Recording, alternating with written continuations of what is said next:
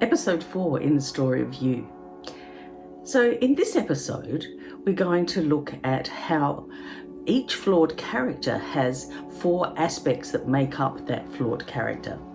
And today, one, because we've actually looked at 4 so far, being the critic, the secret agent, the scaredy cat, and the wishful thinker.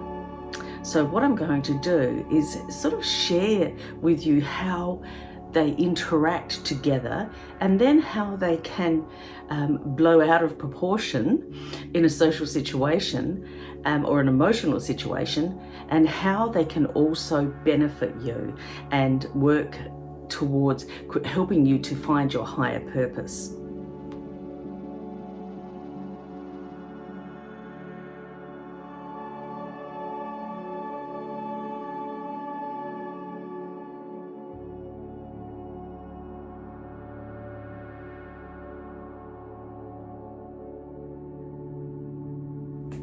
So let's start with family, because that's where we started.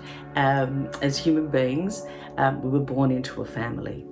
And my experience is that we get triggered probably most of all when we're in a family situation. So let's just look at that scenario. So say somebody who has a critic, who has a fear of being made wrong or being wrong, and a wishful thinker who has a fear of being deeply disappointed, a scaredy cat of a fear of being responsible, and a wishful thinker, and a secret agent who has a fear of being seen and heard. So let's have a look at how that could work together. Each of these 4 aspects of your flawed character have a particular archetypal pattern. So we often start out with a dominant flawed character. So in this case, we'll pretend that it's the critic.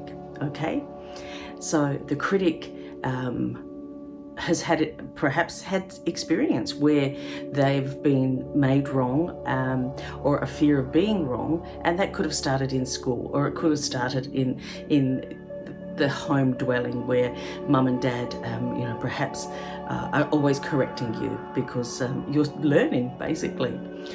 So we can see that very quickly you learned how important it is to make sure that you're right, and in order to assure that you are right, you may start to make others wrong, because after all, that is what you learned. So there's that aspect. And then when that becomes more than 5%, and like we talked about before in the other videos, is that your flawed character sort of ramps up when we get sort of in an addictive emotional, having an addictive emotional response. So, we've got the critic who then starts to ramp up, being very assertive about what's right and what's wrong.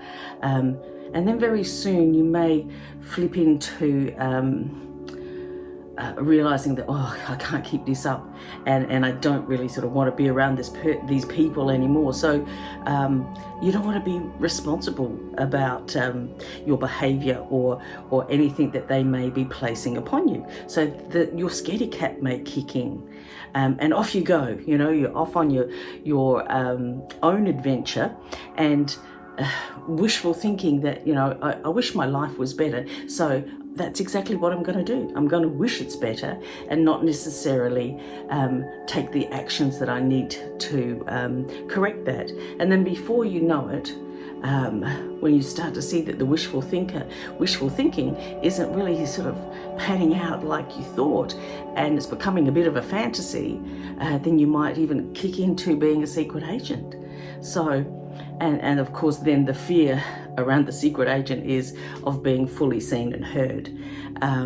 So you can see that it can be a bit of a dilemma if we move way beyond the 5%, and really it's only 20% of your personality, but it is a driving force. But of course, it can also become 100% of your personality. And I'm sure, we all know people like that. We even know ourselves when we're in that state where with being critical or wishful thinking, and really scanning around to see what's okay, what's not okay. So you're starting to get the picture. Let's look at how we can overcome this emotional addiction that can get stirred up to over 5% and way into nearly 100%.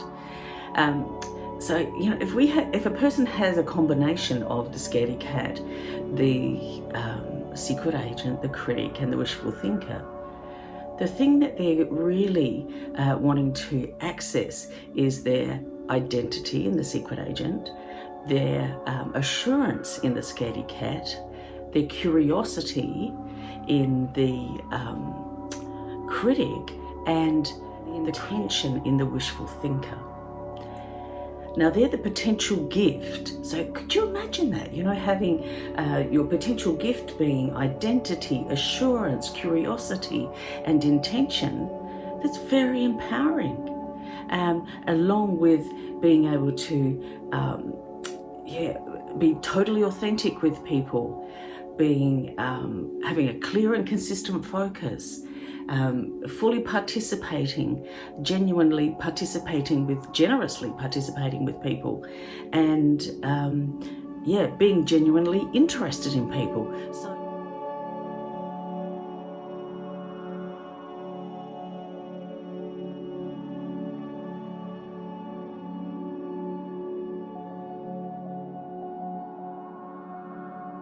great. And that's a motivation to be able to discipline ourselves in order to become our full potential, our higher purpose. So let's have a little look at that deeper again into another aspect of your flawed character. Ultimately, the scaredy cat archetype has the potential to transform into a resilient and courageous individual. By constructing their bridge of light, they can transcend their fears and become active participants in life through loyalty to their dreams and generosity towards others. They can overcome their hesitations and embrace the responsibility that awaits them. So what a gift. And that's just learning to have self-awareness around what I would often call your body barometer, and learning to just, learn to be mindful or contemplate one's behavior, and then being able to meditate on that and to correct and transform the behavior that just charges you up and moves you into way more than 5% and totally off purpose balance. By opening and sharing their thoughts, emotions, and vulnerabilities, they can create an environment of trust that encourages their honesty and other people's honesty. Through this transformation, the secret agent discovers the immense power of genuine connection, ultimately finding solace in being seen and heard by others. What a gift. Ultimately, the wishful thinker has the potential to transform their perspective and approach in life. They can redirect their energies towards meaningful endeavours through contemplation and a willingness to let go of their idealistic expectations. So, by combining their dreams with a practical mindset, they can create a life that is not solely dependent on wishful thinking, but it's well grounded and filled with purpose and focus. And the critic, by providing feedback and insights in a respectful and supportive manner, they can foster collaboration and inspire others to strive for excellence. In this way, the critic can leverage their expertise to positively impact and contribute to the growth and development of those around them. To overcome that addiction and move to the other side, a new version of yourself.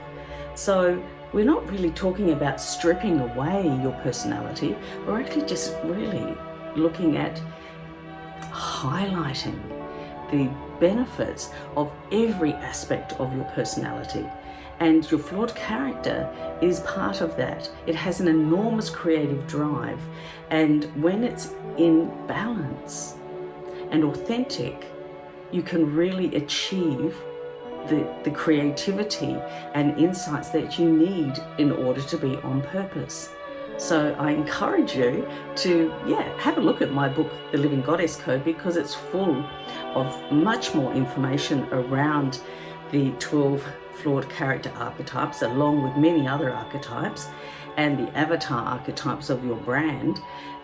So that's what I leave you with today, is to really consider that your flawed character is a treasure, really, once you can open that treasure box and find the aspects or the jewels inside that can really support you in your life, your gifts.